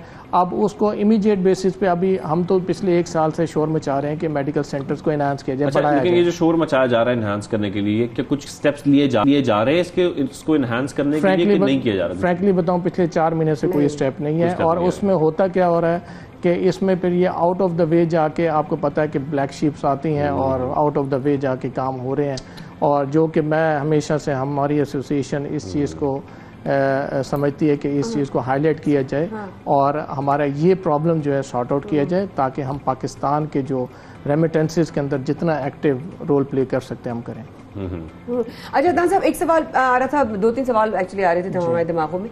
एक तो ये कि जिस तरीके से अभी इस वक्त आपका जो एप्लीकेशंस आ रही हैं, क्या वो डायरेक्टली आपके इदारे की तरफ आ रही हैं या थ्रू किसी और चैनल के आ रही हैं? बिकॉज अगर किसी ने अप्लाई करना है तो वो कहीं और पहले अपने आप को रजिस्टर करेगा, फिर आप तक आपकी एप्लीकेशन आएगी, या डायरेक्टली आप तक वो अप्रोच कर सकते हैं? नहीं, देखें, बीइंग अ बिजनेसमैन हम वहाँ से बिजनेस जनरेट करते हैं, हम डिमांड जनरेट करते हैं वहाँ से, कतर से, सब कंट्रीज से हमारे वो डिमांड्स हमारी अटेस्ट होती हैं फ्रॉम पाकिस्तान एम्बेसीज।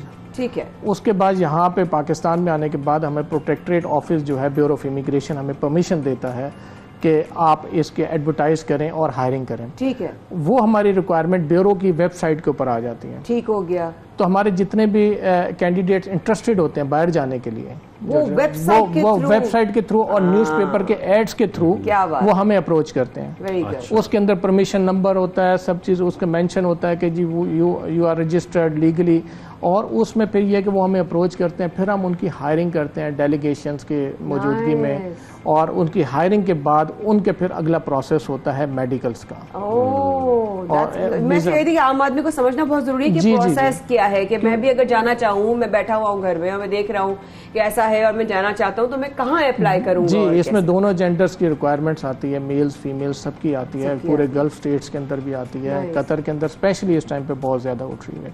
और मैं हुकूमत वक्त से रिक्वेस्ट करूँगा कि इसको फिलफोर इस मसले को हल किया जाए, ताकि हमारे जो इस शॉर्ट पीरियड के अंदर 2-2.5 महीनों में जो मैन पावर ने जाना है वो जा सकें, ना कि हम अपने कॉन्ट्रैक्ट्स कैंसिल करवाएं। और आने वाले जो हमारी गवर्नमेंट्स के साथ जो बात चल रही है, वो आने वाले वक्त के अंदर हमारा 6 लाख का एक टारगेट है पाकिस्तान गवर्नमेंट के लिए कतर की तरफ से। अगर हम इस शॉर्ट पीरियड के अंदर हम इस प्रोजेक्ट को कंप्लीट नहीं कर पाएंगे तो हमारा वो उसका ऑफ कोर्स। सर अदनान साहब ये जरूर बता दीजिएगा कि ओवरसीज पाकिस्तानी बड़ी इंपॉर्टेंस रखते हैं, खासतौर पर हम देखते हैं गवर्नमेंट भी उनको इस वक्त बहुत इंपॉर्टेंस दे रही है। इस वक्त जो ऑलरेडी ओवरसीज पाकिस्तानी हैं, मुख्तलिफ ममालिक में रह रहे हैं, काम कर रहे हैं, वर्किंग वीजाज पर गए हुए हैं, उनको अगर कोई प्रॉब्लम आती है वीजा अपग्रेडिंग में या कोई और प्रॉब्लम आती है, तो क्या इस वक्त पोइपा उनकी रहनुमाई फरमाने के लिए हाजिर है? कॉन्टैक्ट वो आपको कर सकते हैं, किस तरीके से कर सकते हैं? जी, उसके अंदर सबसे पहले तो मैं रिक्वेस्ट करूंगा इस टाइम पे कि हमारे जो मौजूदा फेडरल मिनिस्टर हैं बिलावल भुट्टो साहब से, उनसे मैं रिक्वेस्ट करूंगा, क्योंकि वो यंग है, एनर्जेटिक हैं, और इस टाइम पे हमें गल्फ स्टेट्स के अंदर हमारी जो रिक्वायरमेंट्स है पाकिस्तानी मैन पावर की वो बहुत ज़्यादा है। अच्छा, वो ज़्यादा होने का मसला ये है कि हमें उनके फंडामेंटल राइट्स को सिक्योर करना है, जो हमारी मैन पावर वहाँ पे काम कर रही है या जो जाना है उन्होंने। तो हमारी एम्बेसीज को इसके अंदर बड़ा एक्टिव रोल प्ले करना पड़ेगा, क्योंकि हमारी जो पॉलिटिकल अपॉइंटमेंट्स हैं उसको हमें ख़त्म करना पड़ेगा, और मेरिट के ऊपर कंसर्न डिपार्टमेंट्स के लोग डिप्लॉय करने पड़ेंगे, ताकि हमारे जो उधर जो लोग पाकिस्तानी बाहर के मुल्कों के अंदर प्रॉब्लम फेस कर सकें, वो हमारी पाकिस्तान को एम्बेसी को थ्रू, क्योंकि देखें, अप्रोच करें, क्योंकि एक बीइंग अ बिजनेसमैन हमारी अप्रोच एम्प्लॉयर है, हम एम्प्लॉयर तक हम अप्रोच कर सकते हैं। एम्प्लॉयर अगर हमें कोई भी कैंडिडेट को, कोई उधर एम्प्लॉय को, पाकिस्तानी को प्रॉब्लम आती है, तो हम एक टाइम फ्रेम तक एक अप्रोच करते हैं, एम्प्लॉयर को करते हैं, उसके बाद हमें एम्बेसीज की ज़रूरत पड़ती है। सही बात है, क्योंकि good and bads are everywhere. तो हमें हमारी एम्बेसीज को इतना एक्टिव होना चाहिए, जैसे हमारे हमसाया ममालिक की हैं, कि वो हमारे लेबर को जिस भी कैटेगरी के हैं, क्योंकि आप सिर्फ लेबर नहीं भेज रहे, अब वाइट कॉलर ब्लू कॉलर सब भेज रहे हैं, प्रोफेशनल्स भी जा रहे हैं। तो उसके अंदर वो एम्बेसीज का हमारा एक्टिव रोल होना चाहिए। एम्बेसीज का बड़ा किरदार है और ज़रूरत है इस वक्त एम्बेसीज को एक्टिव होने की कि वो वहाँ के जितने उनको परेशानी आती है तो वो परेशानी दूर की जाए। Thank you very much Adnan Paraj sahab, आपने ज्वाइन किया, बहुत अच्छा लगा आपसे मुलाकात करके और ये सारी बातें जानकर कि किस तरीके से पाकिस्तानी इन वर्किंग वीज़ाज पर जा सकते हैं और पाकिस्तान में रेमिटेंसेस में इजाफा होगा। माया बिल्कुल ऐसा ही है। और अगर आप वाकई बैठे हुए हैं पाकिस्तान में कहीं भी और आप जाना चाहते हैं, इनकी वेबसाइट है, आप जाइए, एप्लीकेशन डालिए। देखिए जब रिस्क आएगा जो आपकी नसीब में है वो कहीं नहीं जाएगा, जरूरत से ज्यादा नहीं, वक्त से पहले नहीं, नसीब से कभी भी ज्यादा नहीं मिलता। तो प्लीज हैव फेथ, बट अगर चाहते हैं अप्लाई करना तो प्लीज कीजिएगा। छोटे से वक्त के बाद हाजिर होते हैं, please do stay with us.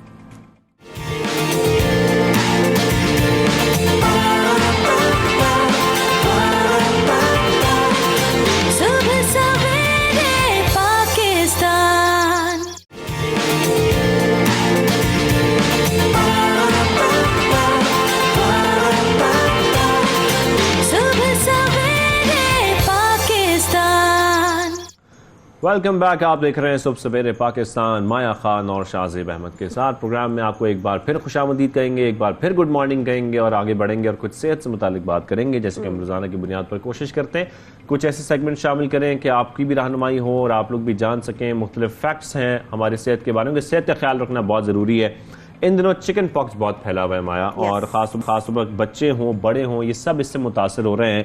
इस वायरल इन्फेक्शन से बचाव के लिए वैक्सीन मौजूद है, लेकिन हम ये बात करेंगे आज के चिकन पॉक्स होने के बाद आपके जिस्म पर यानी कि आपकी जल्द के ऊपर निशानात रह जाते हैं। आपको हुआ चिकन पॉक्स? मुझे हो चुके हैं, मुझे भी हो चुके हैं, मीजल्स भी हो चुके हैं। मीजल्स, अच्छा मीजल्स मुझे अल्हम्दुलिल्लाह नहीं हुए, लेकिन चिकन पॉक्स के निशान क्यों रह जाते हैं? हमने तो खैर बचपन में सुना था भाई खुजाना नहीं है, नीम के पत्तों से हमारी जो है ना वो होता था, हमारा यूं सब पड़े होते थे हमारा, हम रैप होता थे, हमारा नए रैप बने होते थे हमारे नीम के पत्तों से। लेकिन निशान रह जाते हैं, जल्द किस तरह मुतासर होती है, पेशेंस नहीं रहे, बर्दाश्त नहीं रहा है। आजकल के लोगों में बिल्कुल भी, ऑब्वियसली बच्चों में वैसे भी नहीं होती बर्दाश्त, लेकिन जल्द कितना मुतासर हो रही होती है कि चिकन पॉक्स से मुतासर शख्स को दोबारा भी हो सकती है, बहुत कम चांसेस होते हैं, हमने ये सुना है। लेकिन अगर एक एक्सपर्ट को अगर ले लिया जाए तो क्या ख्याल है? माहिर अमराज जल्द डॉक्टर किरण अमीन हमारे साथ मौजूद है। सवाल से बहुत शुक्रिया डॉक्टर साहब, आपने वक्त निकाला और आप हमारे साथ शामिल। डॉक्टर साहब सबसे पहले तो शुक्रिया के साथ साथ ये बताइए कि अगर किसी बच्चे को की जल्द पर चिकन पॉक्स से मुतासर अगर हो जाए तो उसका इलाज जो उसकी स्किन पर रह जाता है उसका अगर है मुमकिन तो प्लीज बताइएगा जी। Thank you. अस्सलाम वालेकुम, कैसी हैं आप? अगर किसी को चिकन ठीक हूँ अल्हम्दुलिल्लाह पॉक्स हो गए, पहले तो ये समझना जरूरी है चिकन पॉक्स अगर किसी को हो गए तो पहले तो हमें ये समझना जरूरी है कि चिकन पॉक्स जो है कि वायरल बीमारी है जो वायरस से होती है, जिसका नाम है वेरिसेला ज़ोस्टर वायरस। ये ज्यादातर अमूमन तौर पर बच्चों को मुतासर करती है, यंग बच्चों को यानी कि 5 से 9 साल के बच्चों को ज्यादा मुतासर करती है, लेकिन ये बड़ों में भी आ सकती है। इसकी अलामात ये होती हैं कि बुखार होने की कैफियत होना, नज़ला, जुकाम, इस तरह की कैफियत, और फिर जिस्म पे होने वाले पानी वाले छोटे छोटे छाले। अब पानी वाले छोटे छोटे छाले इस कदर इची होते हैं, इतना खारिश करते हैं कि बच्चा उसे हर वक्त खुजाने की कोशिश में लगा रहता है। अब जब बच्चा उसको खुजा देता है तो वो ओवर द टाइम जख्म जो है वो डीप हो जाता है। अब जब जख्म डीप हो जाते हैं तो वो एक स्कार्स की शक्ल ले लेता है। जब वो हील होने लगता है तो वो स्कार्स बना देता है। अब स्कार्स जो है उनका इलाज बिल्कुल मुमकिन है, थोड़ा सा लंबा चलता है लेकिन इलाज मुमकिन है। पहले कोशिश ये की जाए कि बच्चा जो है वो उसको खुजाए नहीं, और जितना उसे खुजाने से रोका जाएगा वो ज्यादा बेहतर तौर पे उसके जख्म जो है वो हील हो जाएंगे। अगर for example for the time being किसी को स्कार्स बन भी रहे हैं, छोटे मोटे हाइपर पिगमेंटेशन यानी कि धब्बे छोड़ रहा है, तो फिर उस सूरत में वो 6 से 7 महीने में खुद ब खुद भी सेटल हो जाता है।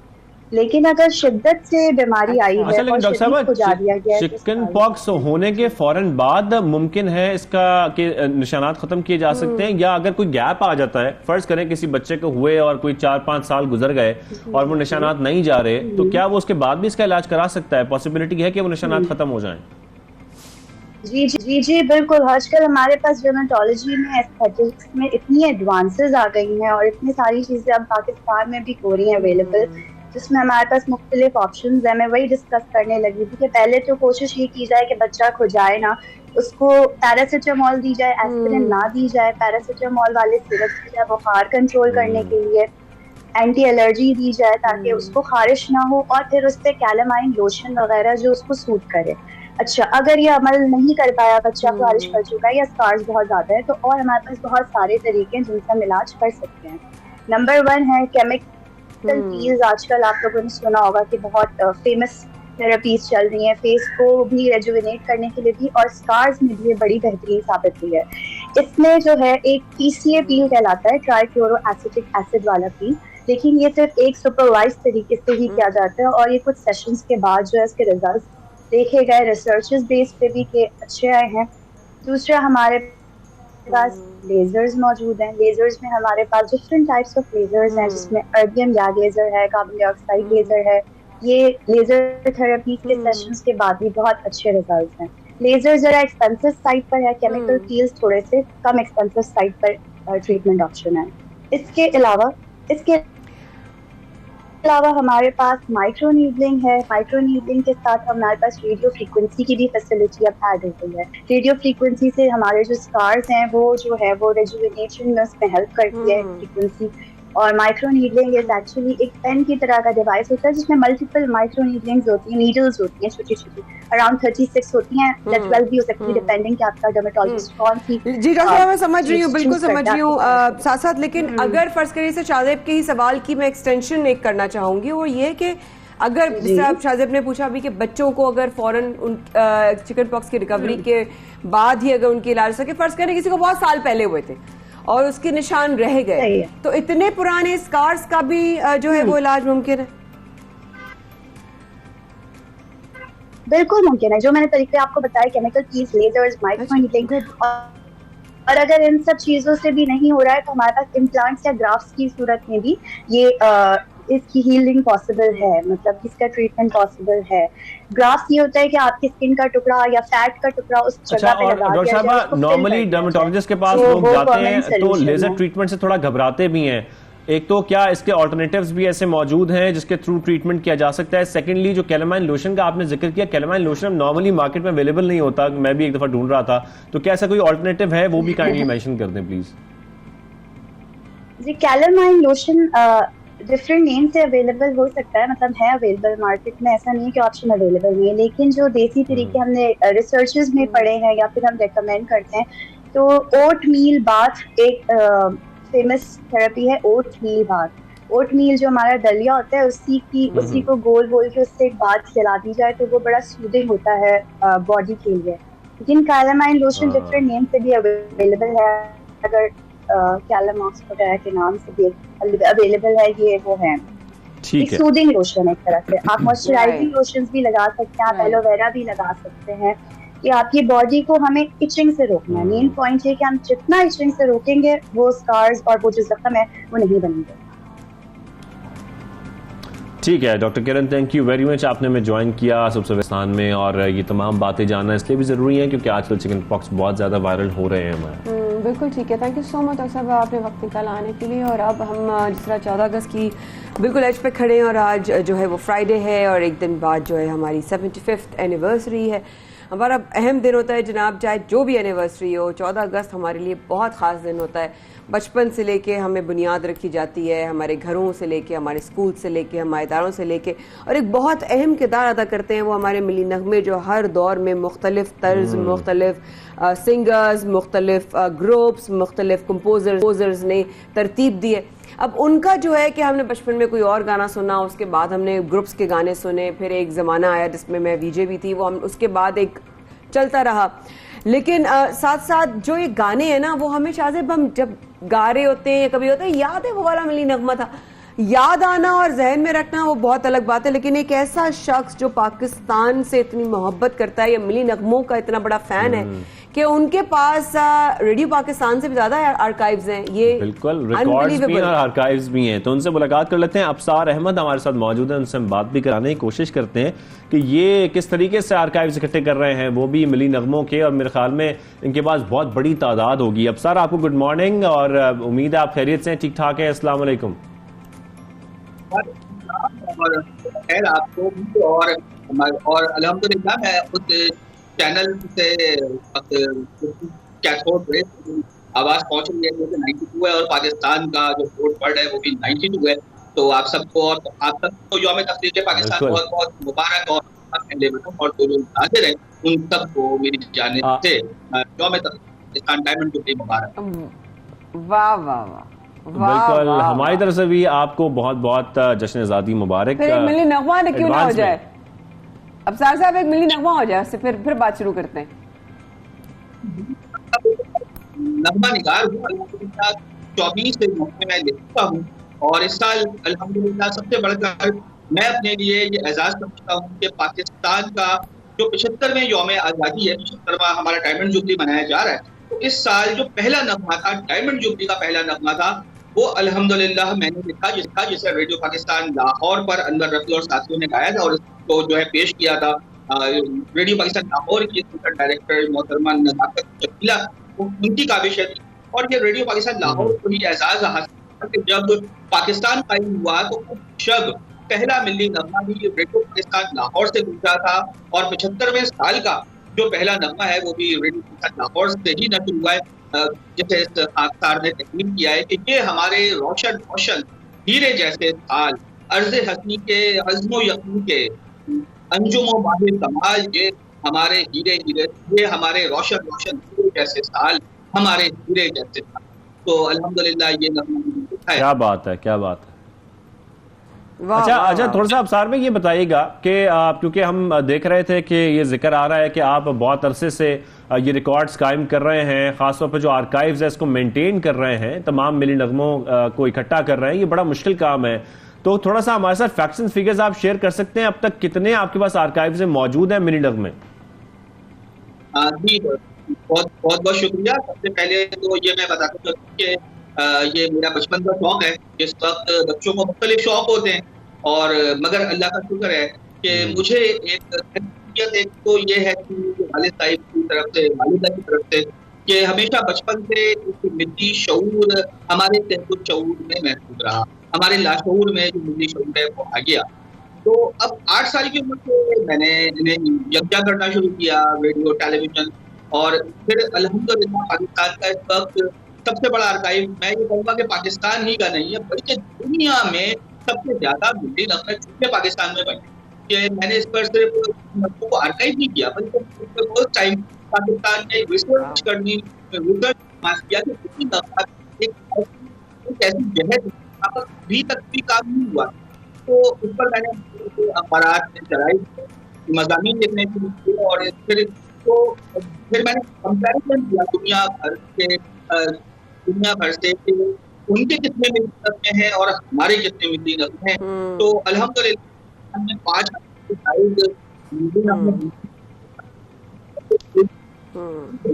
बिल्कुल ठीक, बिल्कुल ठीक है। Afsar Ahmed, thank you very much, आपने हमें ज्वाइन किया। आपसे बात करके थोड़ा सा इंटरनेट में डिस्टॉर्शन आ रही थी, आपकी आवाज़ हम तक बहुत सही से नहीं पहुंच रही थी, लेकिन फिर भी हम जानने की कोशिश कर रहे थे और कोशिश कर रहे थे कि आपकी बात को ठीक से समझ सकें। उम्मीद करते हैं नाज़रीन ने भी आपकी बात समझी होगी। आपको भी जश्न आज़ादी बहुत बहुत मुबारक हो। और अब सिर्फ 2 दिन बाकी रह गए, हमारा 2 दिन बाकी रह गए हैं। जैसे कि हमने प्रोग्राम के आगाज़ में आपसे शेयर किया था कि 92 का जो न्यूज़पेपर है उस पर एक पूरा हाफ पेज है क़याम पाकिस्तान की जमहूरी जद्दोजहद। ये मेरा ख्याल है, मेरी नज़र में एक बहुत बड़ी सोच है जो आज और मेरी आपकी सोच के बुनियादी जो बेसिस है ना उन पर एक बहुत बीज की तरह एक काम करेगी। हमें पता चलेगा पाकिस्तान किस तरह हासिल हुआ है, पाकिस्तान के लिए कितनी काविशें रखी गई, बाबा कौम ने क्या किया, क्या कुर्बानियां दी और कितनी मेहनत लगी। आज एक प्रोग्राम करते हैं ना हम 2 घंटे का, उसके पीछे कितने घंटों की मेहनत, कितनी रिसर्च होती है। तो एक मुल्क को बनाना, एक कौम को इकट्ठा करना, उस कौम में अलग अलग तरह के लोग, अलग मजहब के लोग, अलग अलग फॉलोअर्स, एक मुल्क एक झंडे के नीचे एक होकर रहें, ये बहुत बड़ी बात थी। तो शाहजेब और मेरे साथ आप रहेंगे 14 अगस्त को भी, तो उस पर भी बहुत अच्छी इंशाल्लाह स्पेशल प्रोग्राम दिखाएंगे 14 अगस्त का हमारी खास तौर पर इस दिन पर। लेकिन खैर आज के प्रोग्राम का वक्त खत्म हो गया है और इख्तिताम की तरफ बढ़ चुके हैं हम। और एडवांस में 14 अगस्त बहुत बहुत मुबारक हो, खैर हो आफियत के साथ गुजारिएगा, बेकार में मत निकलिएगा, ग्रीन एंड व्हाइट कपड़े पहनिए और एंजॉय कीजिए। झंडा जरूर लगाएं घर पे, परचम सब जिलाली परचम। यस, अल्लाह हाफिज।